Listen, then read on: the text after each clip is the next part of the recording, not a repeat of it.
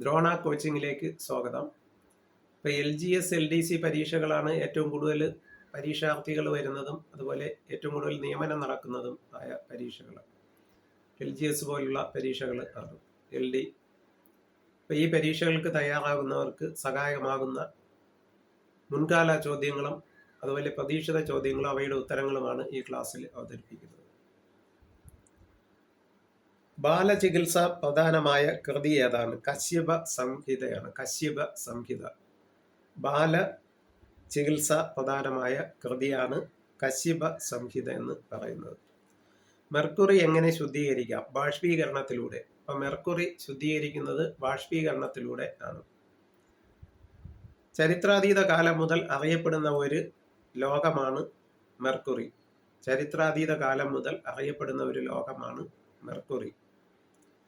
PK ബാലകൃഷ്ണന്റെ പ്രധാന കൃതികൾ ഏതൊക്കെയാണ്?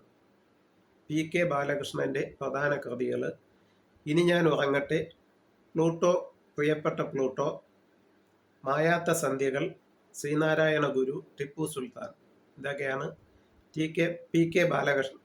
PK ബാലകൃഷ്ണന്റെ പ്രധാന കൃതികൾ. ഏതൊക്കെയാണ്?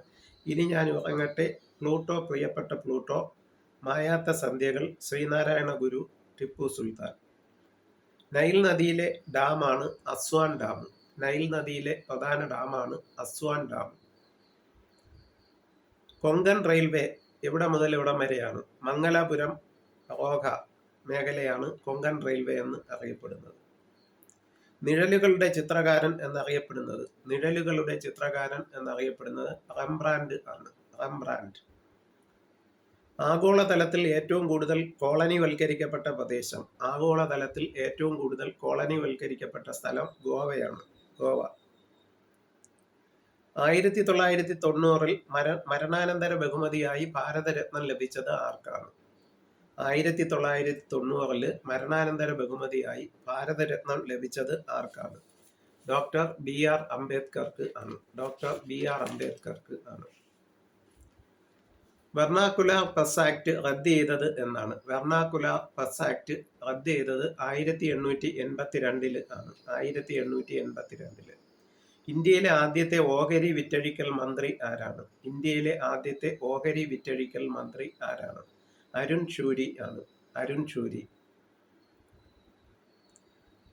സുപ്രീം കോടതി, ക്രിമിനൽ കോടതി എന്നിവ ഇന്ത്യയിൽ ആരംഭിച്ചത് ആരാണ്? സുപ്രീം കോടതി, ക്രിമിനൽ കോടതി എന്നിവ ഇന്ത്യയിൽ ആദ്യം ആരംഭിച്ചത് ആരാണ്?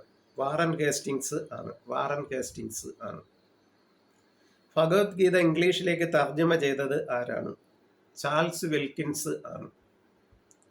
ഭഗവത്ഗീത ഇംഗ്ലീഷിലേക്ക് തർജ്ജമ ചെയ്തത് ആരാണ്? ചാൾസ് വിൽക്കിൻസ് ആണ്. Charles Wilkins.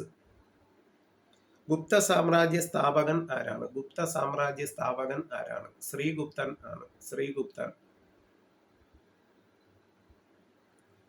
മഹാരാഷ്ട്രയിലെ പാട്രിയോട്ട് എന്നറിയപ്പെടുന്നത് ആരാണ്? മഹാരാഷ്ട്രയിലെ പാട്രിയോട്ട് എന്ന് അറിയപ്പെടുന്നത് ആരാണ്? ബാലാജി വിശ്വനാഥൻ ആണ്. ബാലാജി വിശ്വനാഥൻ. ഹോട്ട്മെയിൽ ആരംഭിച്ചത് ആരാണ്? ഹോട്ട്മെയിൽ ആരംഭിച്ചത് ആരാണ്? സബീർ ഭാട്ടിയ ആണ്. സബീർ ഭാട്ടിയ. ഇന്ത്യയിലെ ആദ്യത്തെ മെഡിക്കൽ കോളേജ് സ്ഥാപിച്ചത് ആരാണ്? ഇന്ത്യയിലെ ആദ്യത്തെ മെഡിക്കൽ കോളേജ് സ്ഥാപിച്ചത് വില്യം ബെന്റിക് ആണ്. വില്യം ബെന്റിക് ആണ്. 1835 കൊൽക്കത്തയിലാണ്. 1835 കൊൽക്കത്തയിൽ ആണ്. രാവണപ്രഭു ആരുടെ തൂലികാ നാമമാണ്? രാമകൃഷ്ണന്റെ. രാമകൃഷ്ണന്റെ തൂലികാ നാമമാണ് രാവണപ്രഭു. ഇന്ത്യയിൽ ആദ്യമായി വന്ന പാശ്ചാത്യ ശക്തിയും ഇന്ത്യയിൽ നിന്ന് അവസാനം പോയ പാശ്ചാത്യ ശക്തിയും ഏതാണ്?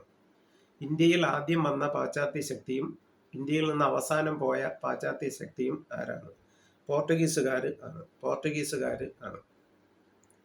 കഥാപ്രസംഗത്തിന്റെ ഉപജ്ഞാതാവ് ആരാണ്? കഥാപ്രസംഗത്തിന്റെ ഉപജ്ഞാതാവ് ആരാണ്? സത്യദേവൻ ആണ്. സത്യദേവൻ. കന്യാർകളി കേരളത്തിലെ ഏത് ജില്ലയിൽ പ്രചാരത്തിലുള്ളതാണ്? കന്യാർകളി കേരളത്തിലെ ഏത് ജില്ലയിൽ പ്രചാരത്തിലുള്ളതാണ്? പാലക്കാട് ജില്ലയിൽ. പാലക്കാട് ജില്ലയിൽ. നോബൽ സമ്മാനം ലഭിച്ച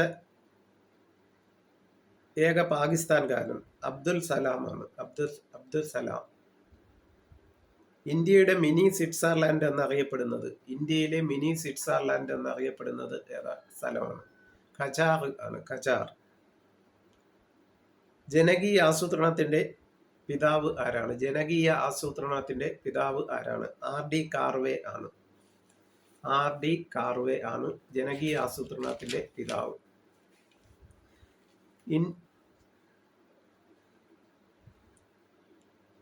ഇന്ത്യ IMF-ൽ അംഗമായത് എന്നാണ്? ഇന്ത്യ IMF-ൽ അംഗമായത് എന്നാണ്? ഇന്റർനാഷണൽ മോണിറ്ററി ഫണ്ടിൽ അംഗമായത് 1947-ലാണ്. 1947 ആണ്.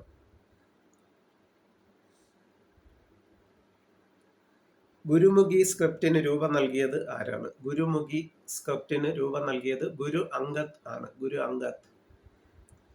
ആത്മഹത്യ ചെയ്ത ഗവർണർ ജനറൽ ആരാണ്? ആത്മഹത്യ ചെയ്ത ഗവർണർ ജനറൽ ആരാണ്? റോബർട്ട് ക്ലൈവ് ആണ്. Robert Clive. ചൗരി ചൗര സംഭവ സമയത്തെ വൈസ്രോയി ആരായിരുന്നു? ചൗരി ചൗര സംഭവ സമയത്തെ വൈസ്രോയി ആരായിരുന്നു? റീഡിംഗ് പ്രഭു ആയിരുന്നു. റീഡിംഗ് പ്രഭു. ഇന്ത്യൻ നാഷണൽ കോൺഗ്രസിന്റെ ആദ്യ ജനറൽ സെക്രട്ടറി, ഇന്ത്യൻ നാഷണൽ കോൺഗ്രസിന്റെ ആദ്യ ജനറൽ സെക്രട്ടറി ആരായിരുന്നു? എവോ Hume. Indian national Congress സ്ഥാപിച്ചതും എവോ Hume ആണ്. ഹരിയാനയിൽ കൂടി ഒഴുകുന്ന നദി ഏതാണ്? ഖഗാർ ആണ്. ഖഗാർ നദിയാണ് ഹരിയാനയിൽ കൂടി ഒഴുകുന്ന നദി. ഏറ്റവും കുറവ് വനപ്രദേശമുള്ള സംസ്ഥാനം, ഏറ്റവും കുറവ് വനപ്രദേശമുള്ള സംസ്ഥാനം ഹരിയാനയാണ്. ഹരിയാന. 100% വൈദ്യുതീകരിച്ച ഇന്ത്യയുടെ ആദ്യ സംസ്ഥാനം, 100% വൈദ്യുതീകരിച്ച ഇന്ത്യയിലെ ആദ്യ സംസ്ഥാനം ഹരിയാനയാണ്. ചൗസ യുദ്ധം ആരെല്ലാം തമ്മിലായിരുന്നു? ഹുമയൂൺ, ഷെർഷാ. ചൗസ യുദ്ധം ആരെല്ലാം തമ്മിലായിരുന്നു? ഹുമയൂണും ഷെർഷയും. ഇത്രയും ചോദ്യോത്തരങ്ങളാണ് ഈ വീഡിയോയിൽ ഉൾപ്പെടുത്തിയിരിക്കുന്നത്. അപ്പോൾ ഈ വീഡിയോ ആദ്യമായി കാണുന്നവർ സബ്സ്ക്രൈബ് ചെയ്യുകയും ലൈക്ക് ചെയ്യുകയും ഷെയർ ചെയ്യുകയും ചെയ്ത് പ്രോത്സാഹിപ്പിക്കണമെന്ന് അഭ്യർത്ഥിക്കുന്നു.